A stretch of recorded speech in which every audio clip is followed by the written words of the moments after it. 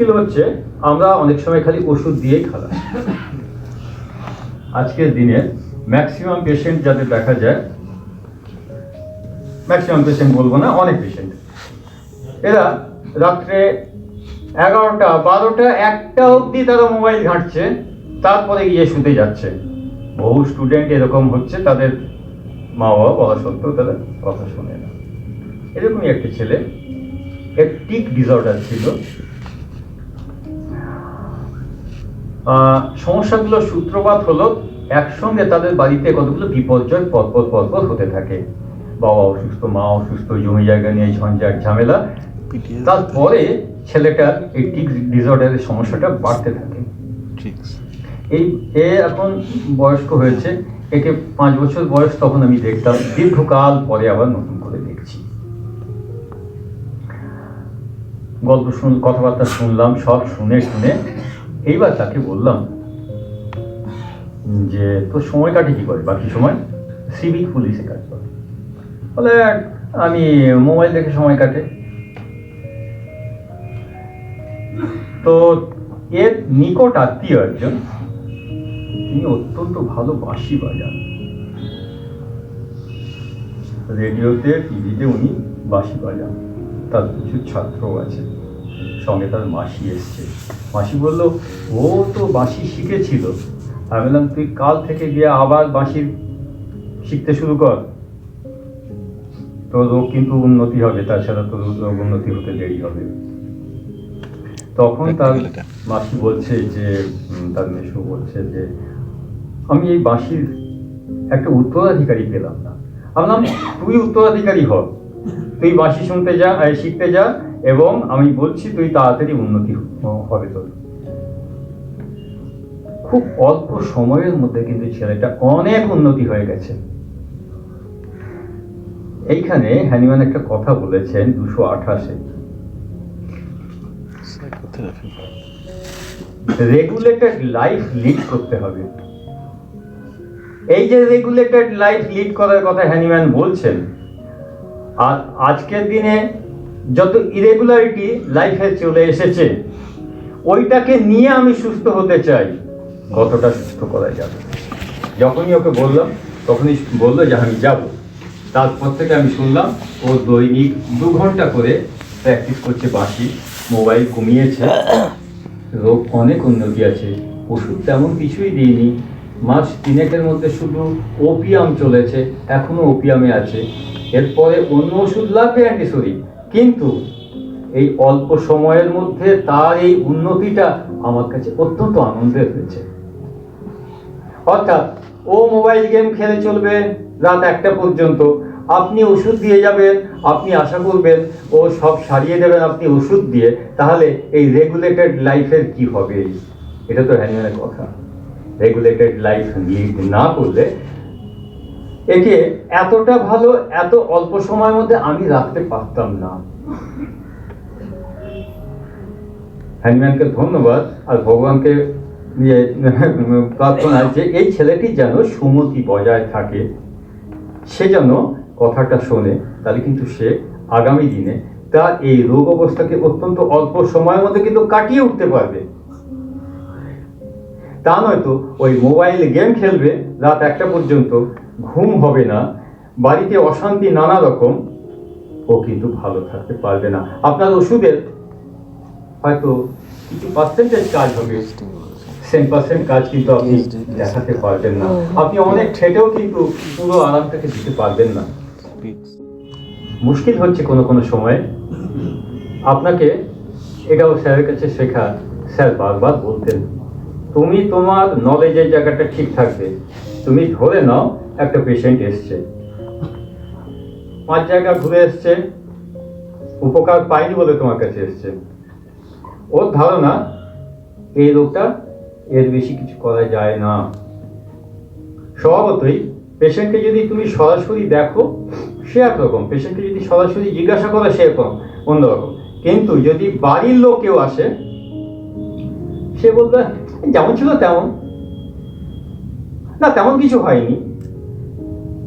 কেন না 5 জায়গায় ঘুরেছে, প্রত্যেক জায়গায় ওষুধ খায় কোনো লাভ হয়নি। ওর ধারণা হয়ে গেছে এখানেও হবে না, তো তাই যদি হয় তাহলে এখানেও কাজ হবে না। আপনাকে যদি বুঝতে হয় তাহলে সরাসরি রোগীর সঙ্গে কথা বলতে হবে, দরকার হলে প্যাথোলজিক্যাল রিপোর্টগুলো দেখতে হবে, আর কে রিপোর্ট দিতে এসছে সেটাও জানতে হবে। আপনি কি বাড়িতে থাকেন 24 ঘন্টা? আপনি কি অবজার্ভ করেন না আমি ওর পাশের বাড়িতে থাকি, কি আমি ওর আত্মীয়, আপনাকে ভুল রিপোর্ট দিচ্ছে। আপনি কিন্তু উপকার হচ্ছে কিন্তু আপনি বুঝতে পারবেন না, কারণ রিপোর্টের মধ্যে সঠিক ব্যাপারটা নেই। অনেক সময় অনেক বাচ্চাকে নিয়ে আসে তাদের মায়েরা, বাচ্চার মাকে দেখলেই আপনার মনে হবে বাচ্চার মাই রোগী, এটা অবজারভেশনে চলে আসবে। একটি বাচ্চা এরকম অটিজমের সমস্যা নিয়ে এসছে, বাচ্চার মায়ের কথাবার্তা শুনে আমার মনে হচ্ছে বাচ্চার মা স্বাভাবিক নেই। পরে শুনলাম তিনি রেগুলার সাইকিয়াট্রিক ওষুধ খান। দ্বিতীয় দিন তৃতীয় দিন ওষুধ খবর নিতে যখন দিতে এসছেন, যেমন ছিল তেমনই আছে, তেমন কোনো পরিবর্তন হয়নি, ঠিক এইভাবে কথা বলছেন। আমি কিন্তু দেখলাম আগে ছেলেটা গোটা ঘরটা ঘুরে বেড়াচ্ছিল, এখন কিন্তু চেয়ারে বসে আছে। তৃতীয়বারে গিয়ে বলছেন একটু যেন ভালো মনে হচ্ছে। তাহলে প্রথমবার দ্বিতীয়বার আপনাকে কিন্তু মিসগাইড করতে পারে, আপনি কিন্তু ভুল ওষুধ দিয়ে ফেলতে পারেন। প্রথমবার এই ওষুধটা ঠিক আছে, মায়ের কথায় আপনি কিন্তু ভুল দিচ্ছেন, মা নিজে কিন্তু সাইকিয়াট্রিক পেশেন্ট, আপনার ভুল অনিবার্য। এটা আপনাকে ভেরিফাই করতে হবে। আপনি যদি ভেরিফাই না করেন আপনি কিন্তু পারবেন না। তাহলে সেই কথা চলে এলো সাউন্ড সেন্সেস, আবার হ্যানিম্যানের সেই কথা আনলিমিটেড পেশেন্স। এখানে আপনাকে ধৈর্য ধরে ব্যাপারটাকে বুঝতে হবে, শুনতে হবে, চোখ কান খোলা রাখতে হবে, তবে গিয়ে আপনি এইসব পেশেন্টের ক্ষেত্রে কোনো উপকার দেখাতে পারেন। কারণ এটা আপনার কাছে একটা চ্যালেঞ্জ হওয়া উচিত, কারণ ও ধরে নিয়েছে এখানে কিছু হবে না, আর কিন্তু হোমিওপ্যাথি হওয়ার কিছু আছে, করার কিছু আছে, কিন্তু আপনি সেই সুযোগ পাবেন না, আপনাকে ভুল উত্তর দিচ্ছে। কিন্তু আপনার চোখ বলে দিচ্ছে ও তো আগের চেয়ে ভালো আছে, কিন্তু মা বলছে, কারণ বাড়ির লোকের কথা আপনাকে শুনতে হয়। তাহলে মা বলছে মায়ের কথায় ভুল, কারণ মা সাইকিয়াট্রিক পেশেন্ট। অনেক সময় মা এলেন না, অন্য কেউ এলো যে তাকে সবসময় দেখছে না, সেও ভুল দিতে পারে। কাজে এই ভুলের জায়গাটা অনেক কিছুই হতে পারে।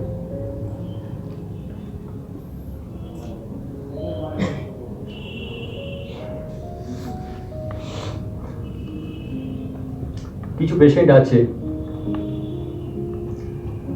নানা সমস্যা নিয়ে আসে, আপনার জিজ্ঞেস করতে হবে আপনার বাড়িটা কোথায়, আপনি কোথায় কাজ করেন, কি কাজ করেন। আমি আমার এক আত্মীয়র কথা বলছি, রাস্তাঘাটে দোকান। আমি এই দীর্ঘদিন ধরে আমি দেখলাম কোনো সময় শ্বাসকষ্ট নিয়ে আসছে, কোনো সময় তার হিপ জয়েন্টের ব্যথা। লেটেস্ট সপ্তাহখানেক আগে হিপ জয়েন্টের ব্যথা বলছে, উঠতে পারছি না। এর আগে রেসপিরেটরি প্রবলেম ছিল। আমি কিন্তু সেই কার্গো অ্যানিমেলিস ঘুরে ফিরে দিয়েছি, কারণ ওকে যতবার বলি ও কিন্তু কোনো মাস্ক ব্যবহার করে না। দোকানের সামনে দিয়ে অজস্র গাড়ি যাচ্ছে, ওই সমস্ত কার্বনটা কিন্তু সে শরীরে নিচ্ছে।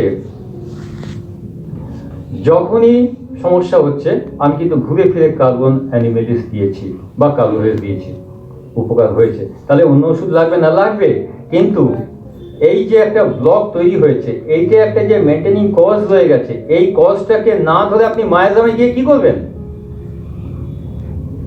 আমাদের সমস্যার জায়গাটা কোথায়? আমাদের সমস্যার জায়গাটা হলো শ্বাসকষ্ট, তাহলে এটা হবে সাইকোটিক মায়োগ্রাম। ঠিক আছে, সাইকোটিক মায়োগ্রাম হতে পারে, কিন্তু পেশেন্ট যে সব সময় এয়ার পলিউশনের মধ্যে রয়েছে, ওইটাকে বাদ দিয়ে আমি মায়োগ্রামের কথা ভাবছি। যদি আমি ব্লক রিমুভ করে মায়োগ্রামের কথা ভাবি, সেটা তো আরো বেশি কার্যকরী হবে। সমস্ত সময় সে কার্বন পলিউশনের মধ্যে বসে আছে, আমি ভেবে নিলাম শ্বাসকষ্ট, হাঁপানি, ও তো সাইকোটিক মায়োগ্রাম, তাহলে ওকে তো নেট্রাম সলভ দিতে হবে। কেন হবে? নেট্রাম সলভ ভাবতে পারি আমি, কিন্তু এই যে বর্তমান কোন জায়গায় তার অবস্থান, আজ প্রায় 15-20 বছর ধরে সে একটা রাস্তার ধারে দোকান আছে, তার কাপড়ের দোকান, সেইখানে সে বসে আছে। সমস্ত এয়ার পলিউশনটার মধ্যে তার কারবার। আমি যখন প্রেসক্রিপশন করছি তখন মায়াজামে চলে গেলাম, আমি এনভায়রনমেন্টটাকে ভুলে গেলাম। আমাদের এই ভুলগুলো যদি কারেক্টেড না হয় মায়াজাম বাঁচাতে পারবে না। মায়াজাম আছে, এই সমস্যাটাকে কমিয়ে তারপরে মায়াজমেটিক ওষুধ দিলে কার্যকরী হবে। আদারওয়াইজ মুখে পলিউশন বলছি কিন্তু তার ব্যবহার কোথায়? আরো দুঃখের কথা আমার মাঝে মাঝে মনে হয়, একটা ভুল সংকেত আমাদের কাছে আসে। আমি কিছুদিন আগে পড়েছি খবরের কাগজে, কোন একটি হোমিওপ্যাথি মেডিকেল কলেজের কোন একজন প্রফেসর তিনি বলেছেন এইসব কেসে নাকি টিউবারকুলিনাম লাগবে এইসব পলিউশনের জন্য। কত পোটেন্সি টিউবারকুলিনাম বলা নেই, কতদিন ধরে খাবেন তাও বলা নেই। এবার যে লেম্যান সে যদি রেগুলার খেতে থাকে কি হবে আমি জানি না, কিন্তু আমার একটা কথা মনে হয় টিউবারকুলিনাম লাগতে পারে, কিন্তু কার্বন থেকে উৎপত্তি হচ্ছে যেসব ওষুধের সেটা তো প্রথম প্রেফারেন্স হওয়া উচিত। এর মধ্যে একগুচ্ছ ওষুধ আছে, কার্বো অ্যানিমেলিস আছে, কার্বোভেজ আছে, গ্রাফাইটিস পেট্রোলিয়াম ভাবতে পারি, কার্বো অক্সি অর্থাৎ যেটা কার্বন মনোক্সাইড সেই ওষুধও হ্যাপকোতে পাওয়া যায়। তাহলে এই ওষুধগুলো কার্বন টেট্রাক্লোরাইড, কার্বন সম্বন্ধে এক গুচ্ছ ওষুধ আছে, সব বাদ দিয়ে আমি চলে গেলাম সেই মায়াজাম নেকটামসাল। রিও ছাড়া আমার কি পাওয়ার আছে আর? কারণ সে কিন্তু ওই জায়গার সেই যে তার যা বৃত্তি অর্থাৎ তার যা করে খেতে হবে সেই জায়গা সে কিন্তু ছাড়তে পারছে না, তার কিন্তু ওখানেই থাকতে হবে। মেনটেনিং কস্ট ওটার মধ্যে আমাকে যদি কাজ কিছু দেখাতে হয় তো কার্বন গ্রুপের ওষুধ দিয়ে তারপরে আমি মায়াজামে যেতে পারি। আমাদের মুশকিলের জায়গাগুলো হচ্ছে এখানে, আমরা ওষুধ জানি কিন্তু ভুলের জায়গা কিন্তু আমাদের যথেষ্ট থেকে যাচ্ছে।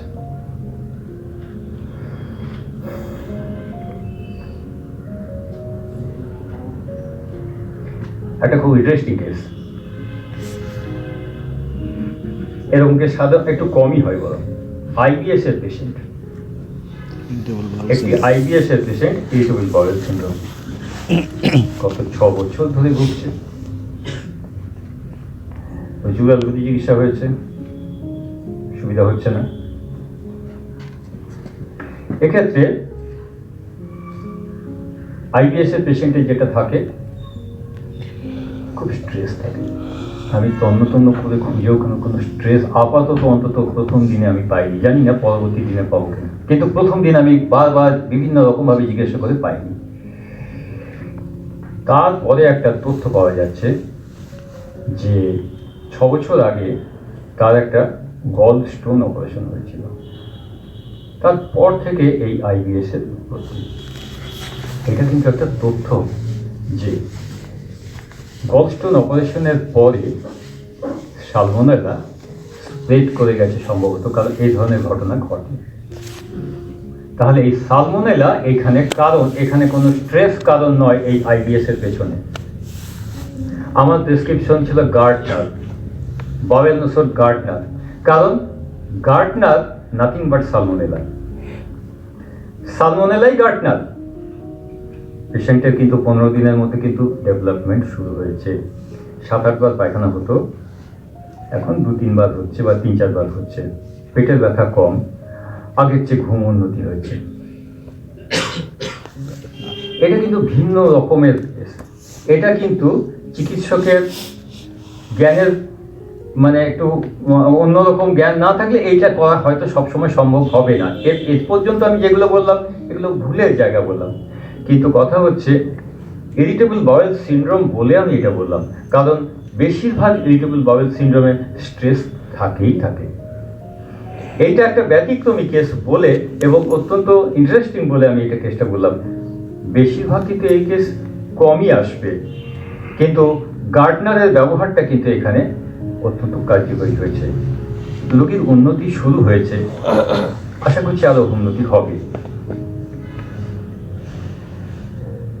প্রায় ঘন্টাখানেক বললাম, একটি কেস বলে শেষ করতে চাই। অবজারভেশন। আমার সত্যি মাস্টারমশাই ডক্টর এসপি দের কাছ থেকেই শিক্ষা। শোনো, তুমি যদি কোনো অ্যাকিউট কেস দেখতে চাও, তো অনেকেও তাই, বিশেষ করে অ্যাকিউটে কিছু পাচ্ছ না, ওখানে তুমি আসন গেড়ে বসে পড়বে, যতক্ষণ না কিছু পাচ্ছ ততক্ষণ তুমি উঠবে না। স্যারের কাছে এই মন্ত্রটা আমি শিখেছিলাম। আমারই বন্ধু, তার ভাইজি, বাচ্চা মেয়ে, এখন তার বিয়ে হয়ে গেছে, অনেকদিন আগের কথা, প্রায় 15 বছর আগের কথা। তার টাইফয়েড হয়েছে, অস্থির করে দিচ্ছে পাড়ার লোকে যে হোমিওপ্যাথিতে আর কতদিন লাগবে, অ্যালোপ্যাথি করলে তো সেরে যায়। হ্যাঁ, বেশ কদিন হয়েও গেছে। একদিন মে মাসের দুপুরবেলা গেছি, আমি দেখলাম সে তখন বোধহয় গরমের ছুটি, ও হোম টাস্ক করছে। আমি কথাবার্তা বলছি আর ও পাশে বসে আছে, আমি ওর দিকে লক্ষ্য রাখছি। ঘন্টা 2 বসে আছি, আমার নজরে কিচ্ছু আসছে না। এবার তো উঠতে হবে, এবার তো ট্রেন ধরতে হবে। ইতিমধ্যে বন্ধু স্ত্রী আমাকে আপেল কেটে দিয়েছেন খাওয়ার জন্য, আর ওকেও দিয়েছেন।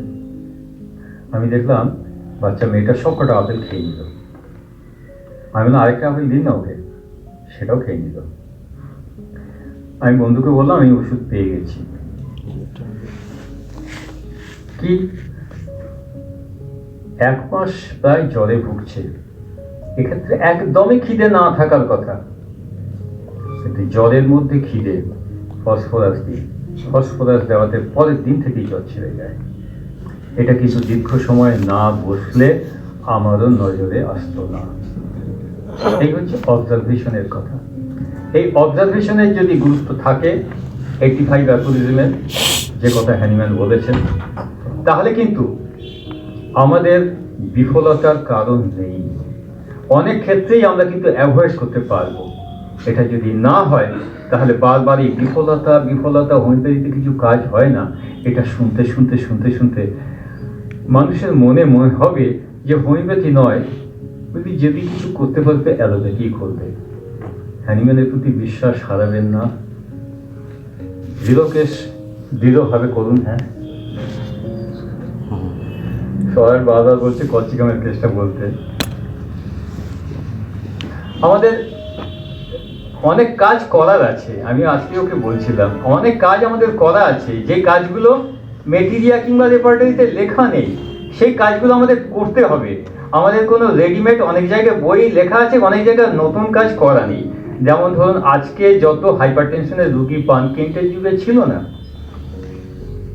তাহলে রেনাল ফেলিওরের কেস, ডায়ালিসিস হচ্ছে, এসব কেস আমরা আজকে বেশি পাবো, কেন্টের যুগেও থাকতো, কম থাকতো।